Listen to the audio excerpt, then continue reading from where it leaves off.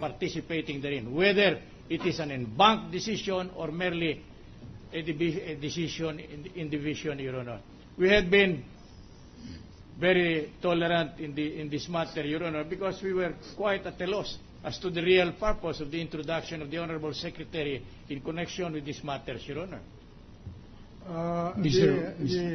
The understanding of the presiding officer is that the Secretary of Justice was introduced to narrate the history of the issuance of the TROs against her with respect to the enforcement of circular number 41 and the watch list orders.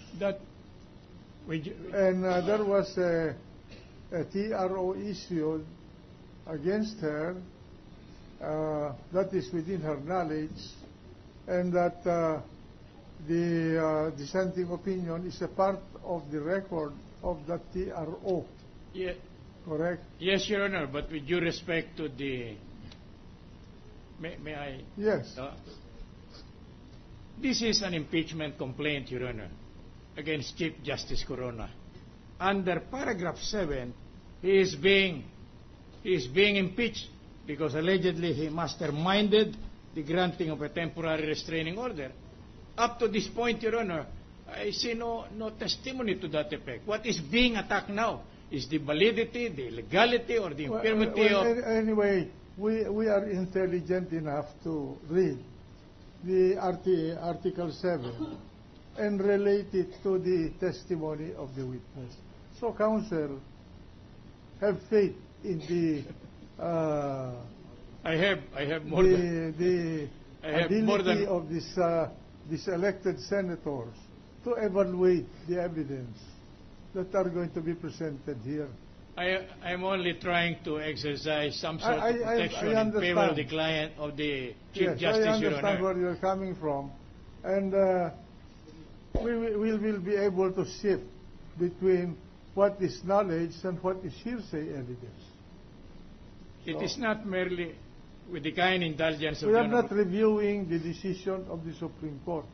We are just getting the narration of the witness with respect to her knowledge of what transpired with respect to the issuance of the TRO against her. Yes, Your Honor, I fully agree with that. There may be some infirmity, there may be some irregularity, but our center point here is the alleged participation of the Honorable Justice Corona, who is being impeached, Your Honor. That's Then my point. That's my point of objection. Let us wait for the finality of the direct examination of the distinguished Secretary of Justice. Okay, thank you, Your Honor. I was a little bit reluctant because of the testimony is being adduced by the Honorable Secretary of Justice. I was once Secretary of Justice. I do not want to be placed in a position that she is now, Your Honor. Well, she's the witness called by the prosecution, and let us hear her. We realize that from herself, it was not the respondent alone that issued the TRO, it was the Supreme Court and bank. So we know this. It's from the mouth of the Honorable Secretary of Justice. So proceed. Thank you. Thank you then, Your Honor. Thank you. Sorry.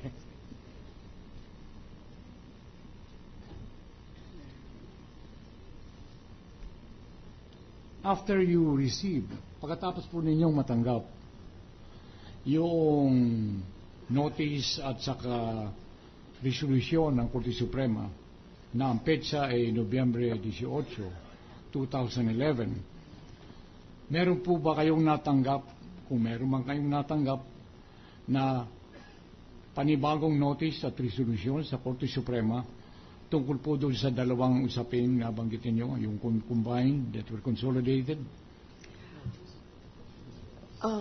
Meron pong several resolutions after the November 18. Kasi po, after the November 18 resolution, nagkaroon po ng oral arguments at nung November 22 po yun. And then meron uli another one, November 24, and then another oral arguments, December 1. And after each of those sessions, those oral arguments, nag-i-issue po ng resolution ang Supreme Court. Okay. And that resolution was issued by the Supreme Court and Bank. And Bank, Your Honors, but again, these are unsigned resolutions because they speak of pending incidents and not yet the decision on the merits. But those and Bank resolutions were issued after an argument by both parties before the court.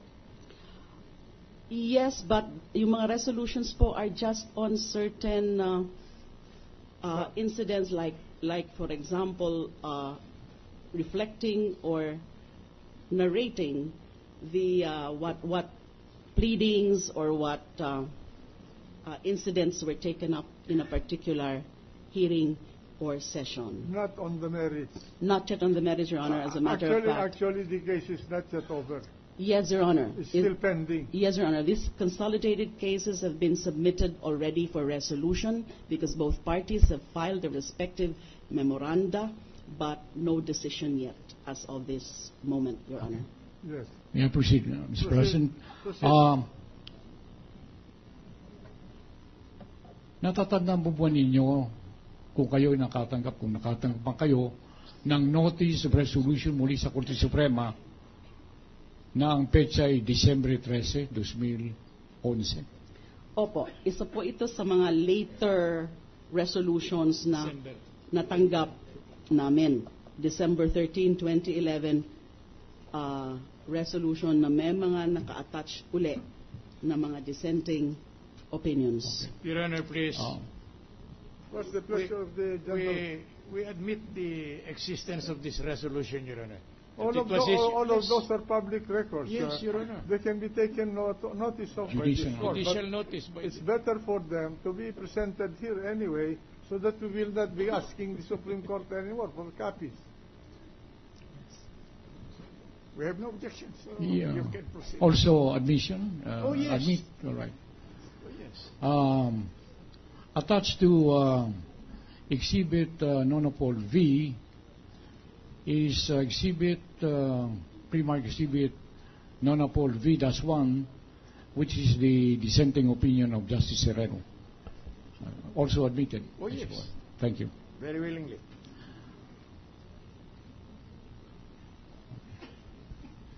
Is there any instance in this entire proceeding, Madam Secretary, that you know of, where the respondent acted alone in issuing a process or order of the Supreme Court? If you're referring, Your Honors, to resolutions duly issued by the court, In there's none. the entire period that these petitions to restrain the Department of Justice in carrying out Circular Number 41 and the WLO, the watch list orders. Up to now, is there any instance where the respondent acted alone in issuing any order, any process, or any resolution bearing on this particular issue? The direct answer to that question, Your Honor, is no. All right. But may I? Yes, please. Yes, Your Honor. Yes, there has been no resolution, orders, or processes coming from the Supreme Court, which was issued alone by the respondent, Chief Justice Corona, or an action on his own.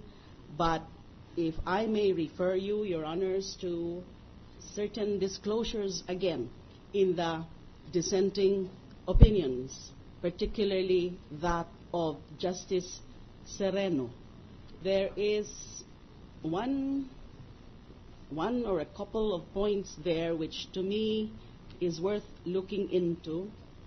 Like, for example,